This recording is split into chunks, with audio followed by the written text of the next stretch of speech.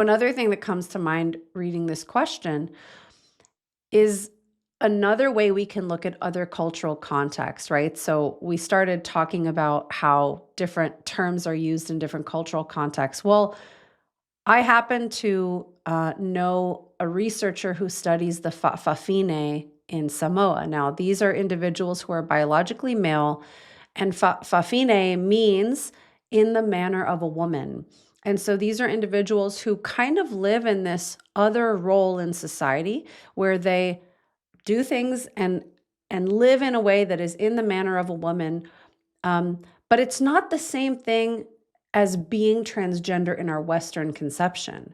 And I remember talking with this researcher, Paul Vasey, and he was saying, the Fa'afafine would find it hilarious. They would laugh at the idea of people not recognizing them as male. They know that they're male, they know that they are biological men, but they live in this different role because of the femininity of their mannerisms and the way they carry themselves and also their sexual attractions. So, that's a great example of how, in that cultural context, there is no concern about misgendering, even when people live kind of like full time in the manner of a woman role, right?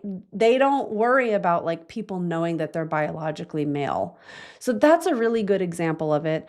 Now, I also just want to say, as a quick caveat, since I brought up these, cross cultural third gender categories in another video, and I'm talking about it now, I also just want to point out that the reason why these cultures have this third category for feminine, same sex attracted males is because homosexuality is prohibited in these cultures.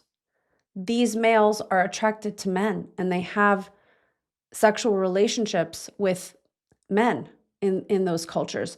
So, before we start thinking, oh my gosh, this is such an awesome and freeing way for gender nonconforming people to live and express themselves, there's also no room for them to be in the category of man and have same-sex relationships and have the same rights and abilities and freedoms as straight people in those relationships. So that's just an important caveat, because I think that the concept of third gender in other cultures comes up a lot, and I don't hear a lot of people talking about that.